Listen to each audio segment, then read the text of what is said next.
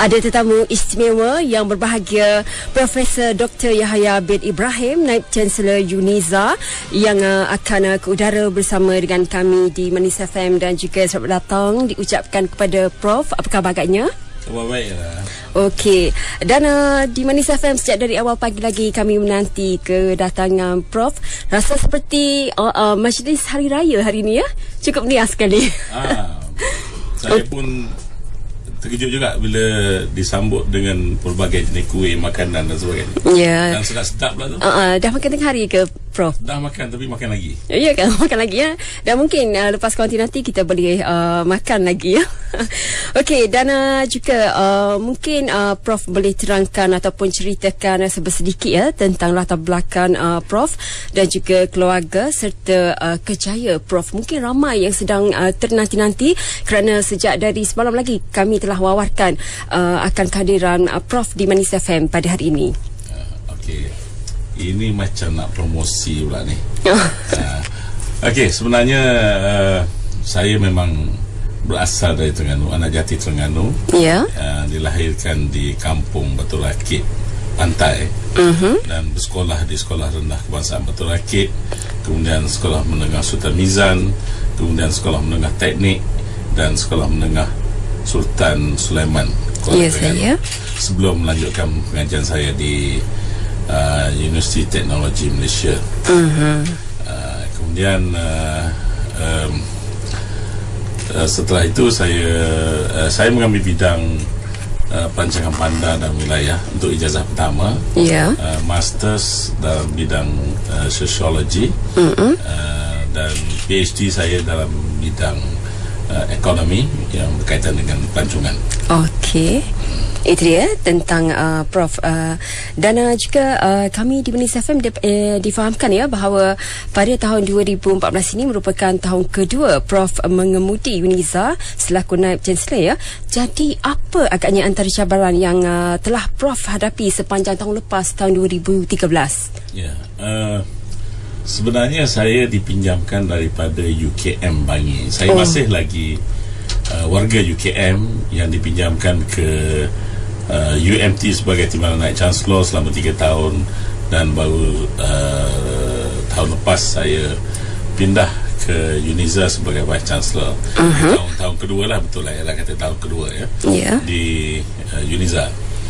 Jadi sebenarnya kalau melihat kepada cabaran tu memang banyak, dan memang di mana-mana kita bekerja pun ada cabaran, tetapi cabaran itu agak berbeza di antara di UKM, di UMT dan di UNIZA. Apa yang saya dapati di UNIZA ini, ianya merupakan sebuah universiti yang berteraskan Islam, dan universiti baru yang perlu dilengkapi ataupun dimanfaatkan dengan banyak perkara yang belum wujud sebagai sebuah universiti yang komprehensif.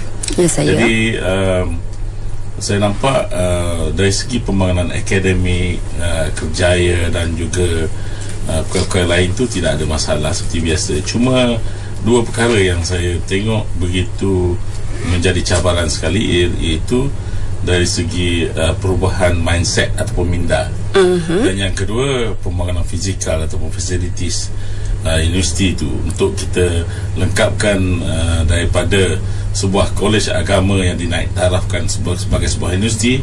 Sudah pasti banyak perkara yang perlu dipersiapkan. Jadi kata-kata kemudahan yang ada itu masih belum lagi bertaraf universiti. Tapi alhamdulillah kita mendapat support dan sokongan yang begitu baik daripada kementerian, daripada pihak kerajaan. Jadi peruntukan yang ada, kita cuba bangunkan UNIZA ini dengan sebaik mungkin. Jadi itulah dua cabaran yang sedang saya hadapi. Tapi insyaAllah perkara ini akan kita hadapi dengan sebaik mungkin, dan akan berlaku perubahan, sebab proses transformasi sedang berlaku dengan lancarnya di UNIZA sekarang. Okey, itu dia dua cabaran, dan cabarannya memang berbeza-beza ya. Ya, berbeza. Dan juga kepada pendengar di luar sana, nantikan seketika selepas ini kerana kami akan kembali lagi menemui anda semua. Kita teruskan berhibur bersama dengan lagu persembahan daripada Tega, Aku Yang Dulu Bukan Yang Sekarang.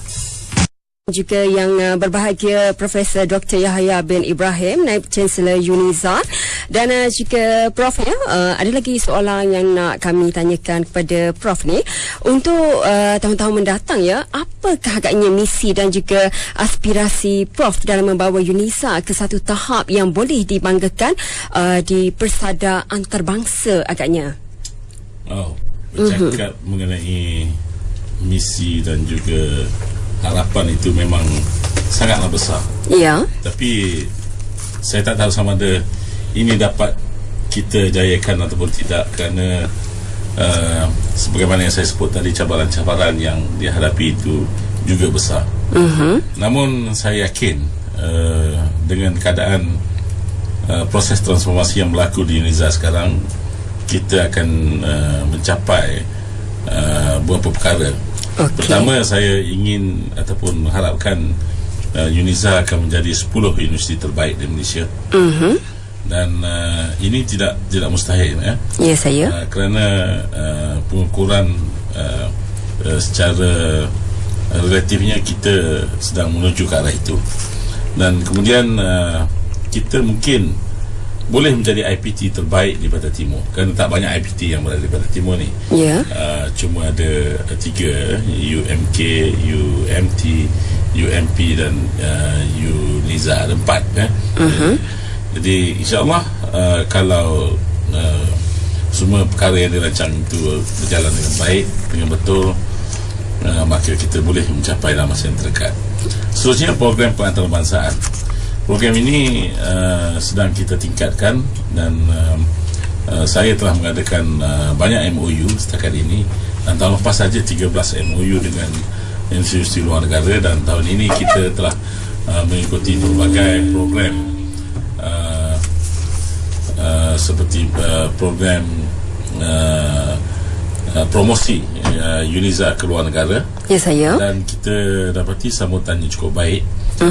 Dan kita baru saja menerima sejumlah 150 pelajar daripada Kano, Nigeria, yang merupakan pelajar-pelajar terbaik daripada negara berkenaan, yang ditaja sepenuhnya oleh pihak kerajaan Kano, Nigeria. Jadi kita menerima jumlah pelajar Kano yang paling ramai berbanding dengan mana-mana IPT di seluruh Malaysia. Seterusnya, apa yang sedang saya buat ialah membangunkan budaya kerja cemerlang bagi mengatasi masalah mindset di kalangan staf akademik dan juga bukan akademik. Jadi setakat ini kita telah mempromosikan, menggalakkan semua staf akademik menyambung ataupun melanjutkan pengajian ke peringkat yang lebih tinggi, dan saya mengharapkan kalau boleh 80% para pensyarah UNIZA memiliki PhD.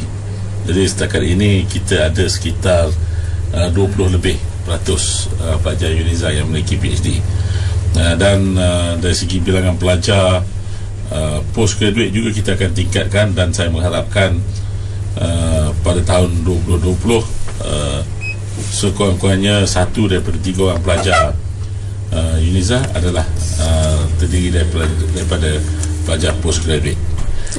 Jadi saya pun menggesa dan menggalakkan seluruh rakyat Terengganu, Pantai Timur dan Malaysia ini cuba melihat UNIZA sebagai pilihan untuk melanjutkan pengajian. Dan berkaitan dengan apa yang telah dicapai setakat ini, UNIZA juga telah pun mendapat pentarafan di peringkat nasional dan juga international. Contohnya dalam pertandingan Reka Cipta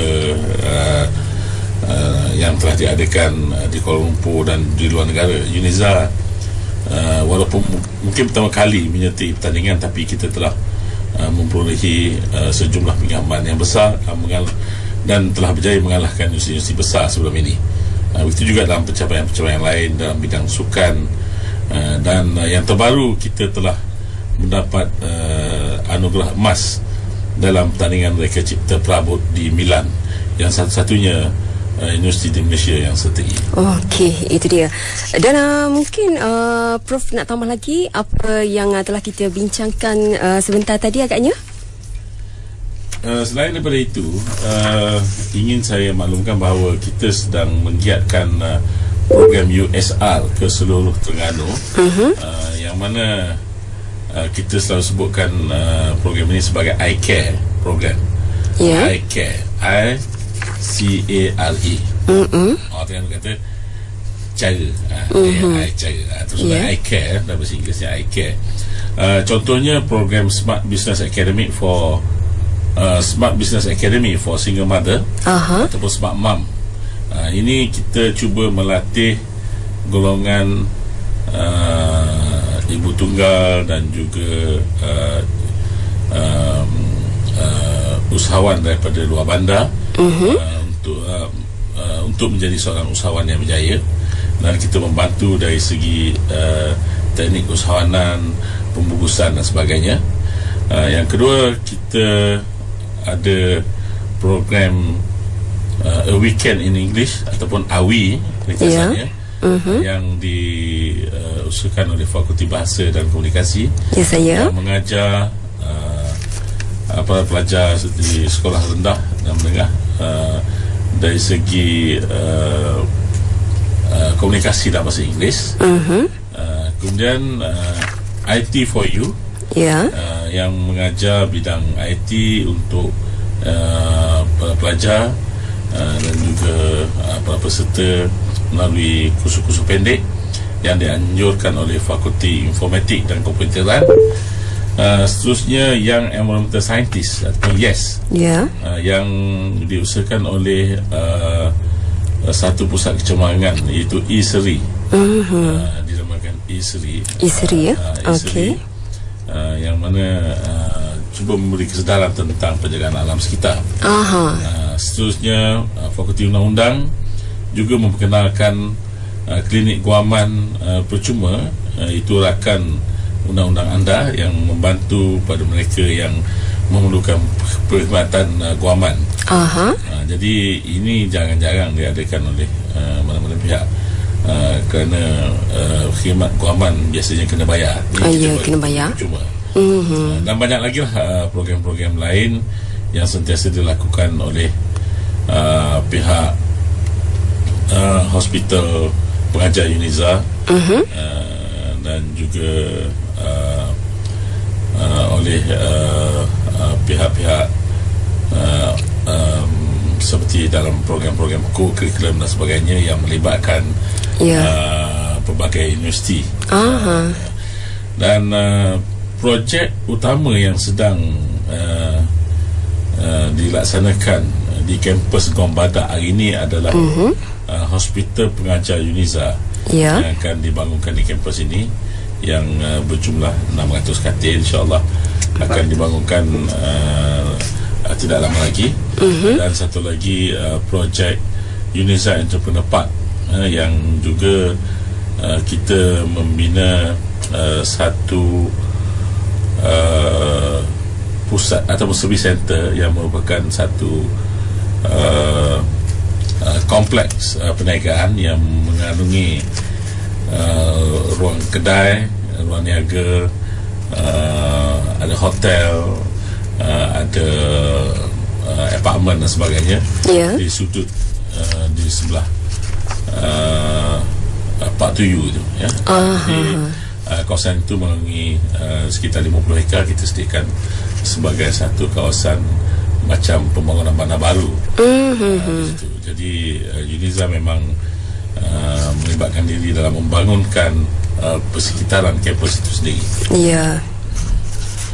Dan yang terakhir, yang terkini, UNIZA telah diberi amanah sebagai peneraju program UCTC Pantai Timur, iaitu kita akan memainkan peranan dalam membangunkan beberapa program, contohnya seperti mengeluarkan persijilan halal. Kerana kita ada kepakaran itu sejak dari dulu lagi di bawah ICER. Kemudian kita juga ada Majlis Penasihat Syariah UNIZA yang akan ataupun disebut sebagai Syariah Compliant. Jadi kita akan menjadi pakar rujuk untuk syariah dari segi produk dan sebagainya. Dan juga program turis guide Berteraskan Islam. Jadi ini program baru yang akan kita laksanakan di bawah UCTC. Okey, itu dia penerangan daripada Prof ya.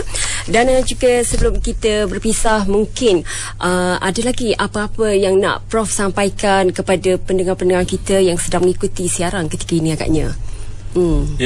Sekarang ni musim para pelajar memilih institusi pendidikan tinggi untuk mereka masuk, untuk mereka pilih. Jadi saya berpesan kepada para pelajar agar pilihlah UNIZA sebagai universiti pilihan utama, kerana anda, saya percaya anda semua akan berbangga dengan UNIZA, kerana UNIZA akan terus cemerlang pada masa sekarang dan juga akan datang, insyaAllah. InsyaAllah, sama-sama kita harapkan ya, terus cemerlang pada masa sekarang ini hingga bila-bila. Dan juga kami di Manis FM mengucapkan ribuan terima kasih kepada Prof kerana sudi untuk bersiaran bersama dengan kami di Manis FM. InsyaAllah ada masa, ada ketika mungkin kita akan ke udara lagi di lain masa agaknya. Saya menunggu untuk panggilan seterusnya. Okey, dan dengan tadi ya, bersama dengan yang berbahagia Profesor Dr. Yahya bin Ibrahim, Naib Chancellor UNIZA, yang telah pun ke udara bersama dengan kami di Manis FM, dan cukup meriah sekali hari ini ya. Ramai yang datang ke Manis FM ini semata-mata untuk bersama-sama dengan Prof pada petang ini. Terima kasih sekali lagi Prof. Jumpa lagi. Assalamualaikum. Waalaikumsalam.